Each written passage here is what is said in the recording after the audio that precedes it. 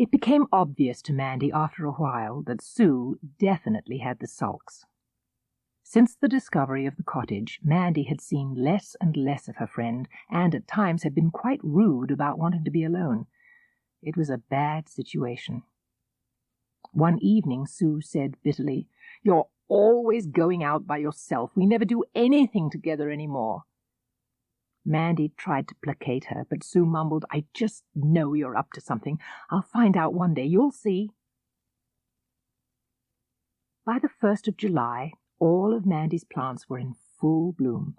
The garden was a mass of colour. The roses were blooming around the door. Nasturtiums were bursting all over the front flower beds, seeming to have no sense of direction and growing in a wonderfully untidy way. They had a coarse, tangy fragrance, an unforgettable scent. Her geraniums were tall and thick and strong. The salvias were bushy and sharp crimson in flower, and the beautiful marigolds, Mandy liked them best of all. They looked as if they had actually caught hold of the sun. They stood so rigidly proud, a wondrous mass of tiny petals laid thickly one on top of another. In front of them the lovely pansies with their sweet faces and beautiful blotched markings were in all colours of red, apricot, deep yellow, blue, and velvety black. The white alyssum grew in clumps to begin with, but it spread and spread as the summer wore on. It gave off a sweet, delicate perfume that was particularly noticeable in the late afternoon and early evenings. Mandy's garden received many visitors: bees, snails, ants and worms, the beautiful butterflies, and all manner of tiny creatures that she'd never seen before. The birds came too: blackbirds, thrushes, chaffinches, blue jays, even a tiny wren. Mandy loved it all. She worked in her garden every chance that she had. One afternoon she made a pleasant discovery. At the back of the house, Mandy noticed a large object lying half hidden in the long grass. It was a garden broom. It would be splendid for tidying the pathway and the doorstep and even inside the house. July progressed and the good weather continued. The summer holidays were approaching. Mandy planned to clean the inside of her house from top to bottom. She began collecting a supply of cleaning things. Funds were short, of course, but now that she had taken what she wanted in the way of cutlery and china from the orphanage, she began to hide away small things like a bar of soap or a flannel, and one day she stole a whole box of soap flakes from the store cupboard. Mandy's conscience troubled her, but she told herself that as soon as she had saved up enough money she would replace the items and no one would ever know the difference. Unfortunately, the difference was spotted almost immediately. Matron Bridie didn't wait to summon Mandy to her study. She bore down on her one day immediately after breakfast was over. Mandy spun around as her name was called. Her stomach kicked in panic as Matron's ample figure approached, reminding the already guilty child of a ship advancing under full sail. "Mandy?" "Yes, ma'am." "Have you been taking things from the orphanage?" A pause. "What things, ma'am?" "Cutlery, crockery, some dry goods. Have you?" Another pause. "No, ma'am." "Oh, Mandy, something is the matter with you these days. I don't know what it is, but I do wish that you would consider telling me about it." Matron swept past her, leaving Mandy in a frightful state of anxiety. The following morning, Matron assembled the entire orphanage in the dining room. She spoke in a very stern voice. "Somebody in this house has been taking certain things. If they are put back by the end of this week, there will be no punishment, and I will say no more about it. However," Matron paused and looked at the children, "if they are not returned and I find the culprit, I shall be very angry indeed." The children buzzed with excitement. Who could have done such a silly thing? Mandy went to her room and lay on her bed. She felt sick. Did Matron know that she had taken the things? This terrible feeling inside her had to be stopped. Mandy decided that there was one thing she could do to make herself feel better. By the end of the week, she had returned everything, except the soap flakes, which had already been used. That Saturday and the next, Mandy worked a full day and was able to make enough money to purchase a plastic cup and saucer and a plate, then a knife and a fork and a spoon.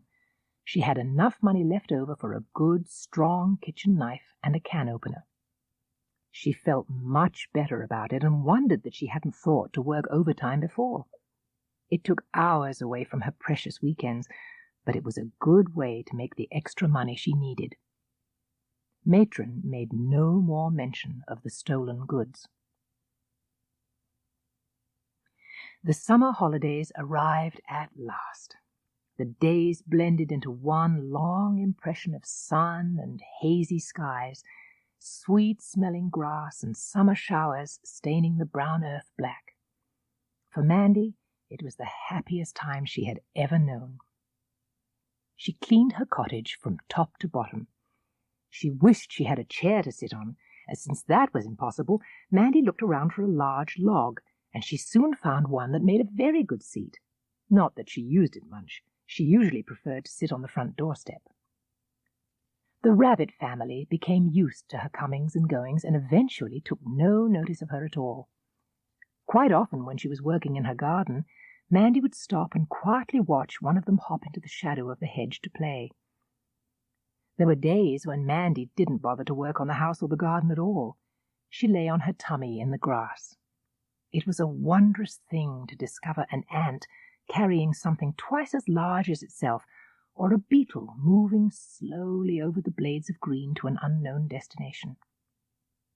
She watched the bees gathering nectar from her flowers, and the small spiders scuttling in all directions.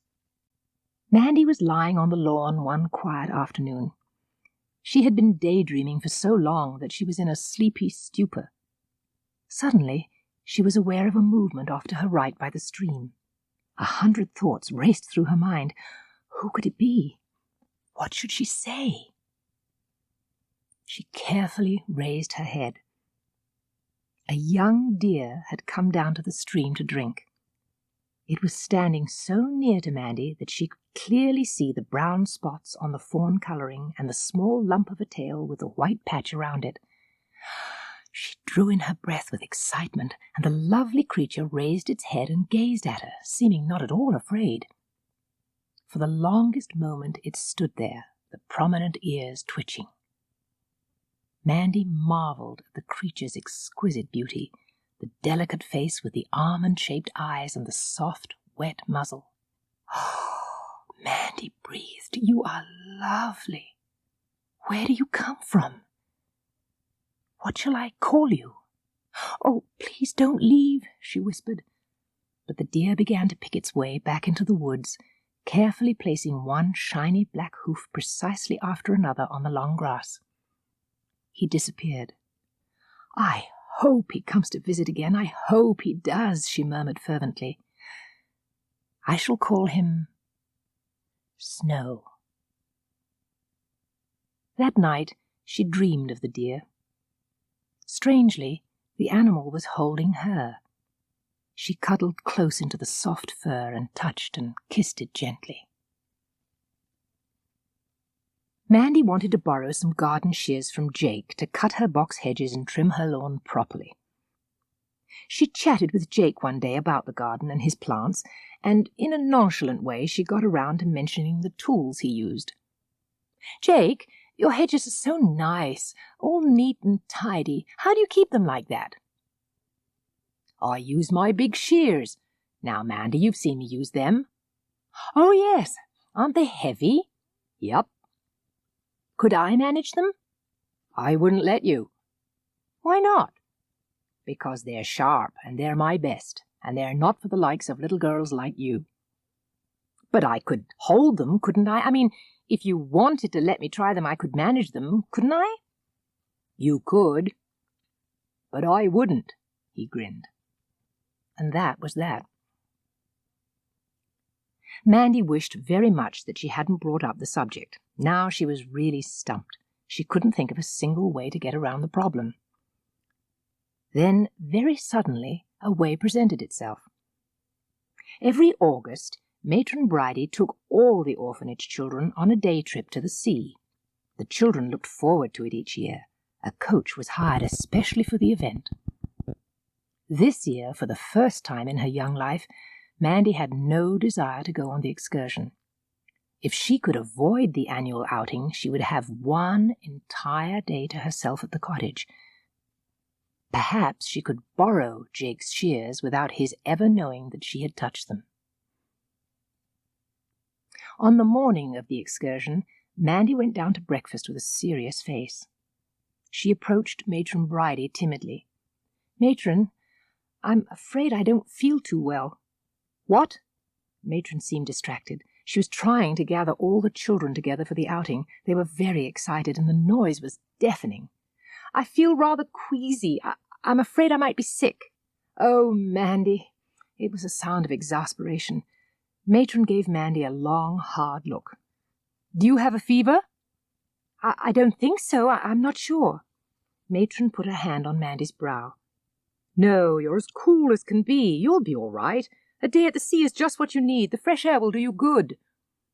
Mandy began to feel desperate. "Oh, but I honestly don't feel like a whole big day. Couldn't I just stay here and rest?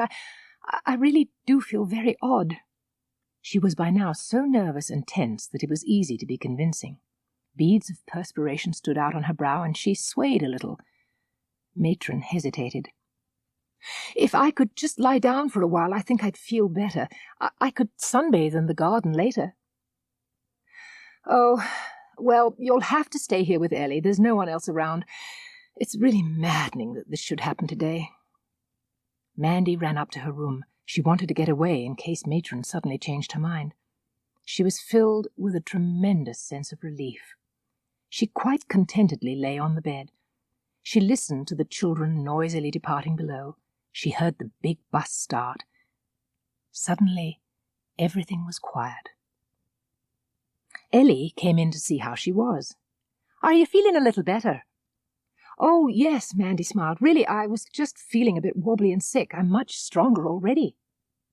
"Did you eat any breakfast?" "No." "Well, it could be that you're hungry. Would you like me to get something for you?" "Oh, Ellie." Mandy was starving. "I think it would be lovely. Shall I come down and help?" "No, you stay here. I'll bring it up." Mandy snuggled back in the covers and relaxed. Already this was the most wonderful day. Never had she been so spoiled. She actually fell asleep for a half-hour and was surprised when Ellie came back with the tray. She ate steaming, hot scrambled eggs and bacon and drank a cup of warm, sugary tea. Ellie sat on the bed and watched her. "That's what you needed. You'll be all right now." "Oh, yes, thank you. I really feel fine. I think I could get up, actually." "Good. What would you like to do?" "Well, I think I'll play in the garden for a while. What about you?" Ellie was blushing. "Oh, I know. I bet Ron's coming over." Ron was her boyfriend. "Well, don't worry about me," Mandy said generously. "There's plenty for me to do. I feel just marvelous now. It's so lovely. I think I'll go for a walk. I'll be back to check with you. Have a nice day with Ron." She helped Ellie carry the tray downstairs, and she dried the dishes while Ellie washed them. It was glorious outdoors. It would be lovely at the seaside. Mandy hoped that all the children were having a good time. She went into the garden and ran to Jake's potting shed. He had the day off too. She went inside and carefully took down the big clipping shears. They made a sharp, slippery sound as she scissored the air. "Ooh, I'll have to be careful with these." Clutching the big shears, she ran all the way to the cottage. The rabbits were out playing. "Hello, family," Mandy called out to them gently. "Good morning, birds. I'm going to cut the lawn today, so look out for worms." She snipped at the tall grass with the shears, and the sliced green blades fell easily and quickly. "This is super." She worked diligently, and within an hour had it completely finished. Then she began to work on the hedges. Mandy hacked away at a particularly stubborn branch, and the shears went slithering all over the place. Ah, dash it! The branch was too thick, and cutting with the shears was as ridiculous as trying to cut a telephone book with scissors. She stomped down to the stream and bathed her face in the cool, clear water. Something was disturbing her, and she felt depressed. She stretched out on the mossy bank and took in deep breaths of fresh air. She stared up at the sky and noticed a beautiful hawk wheeling in slow circles overhead. She wished she could fly too and be as free. She decided to try to cut the hedge again. The thick branches stuck out and made the hedge look worse than ever. She grabbed one with her hands and tried to twist it off, but it was sharp and rough. Before she knew what was happening, she had skinned herself badly. She began to cry. It was just so frustrating to have this lovely day go all wrong. Mandy blinked away her tears and picked up the shears once more. She got a firm grip on one branch. The shears bit into it, and she applied all her strength. A disastrous thing happened. The shears twisted in her hands, widening the gap between the blades, and with a snap, they broke. Mandy was aghast. She stared at the two blades in her hand, wishing that they would somehow magically come together again. What should she do? Should she tell Jake? If Matron found out about the shears, she must surely then find out about the cottage. Maybe she should throw herself on Jake's mercy. She could offer to buy a new pair of shears. Telling the truth to Matron might make punishment a little less severe, but then her visits to the cottage would be forbidden. Mandy turned and threw the broken parts as far as she could into the bushes. The best thing was to say and do nothing at all. She would wait to see what happened. Miserably, Mandy returned to the orphanage.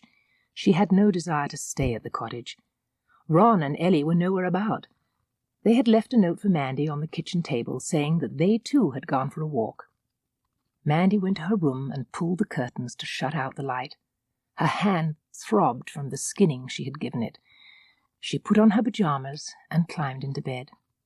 How she wished now that she had gone to the seaside. None of this awful, depressing day would have happened. For 2 days, life went on much as usual, except that Mandy lived in a constant state of anxiety the whole time. It was almost a relief when the inevitable summons came to visit Matron in her study. "Mandy, Jake tells me that he's missing the new garden shears and that you were the last person he talked to about them. Do you know anything about this?" Silence. "Mandy." Mandy's heart beat a loud thump, thump. "Come along, Mandy, let's not have any of this nonsense." The tears came. They coursed down Mandy's cheeks. She couldn't think of what to say.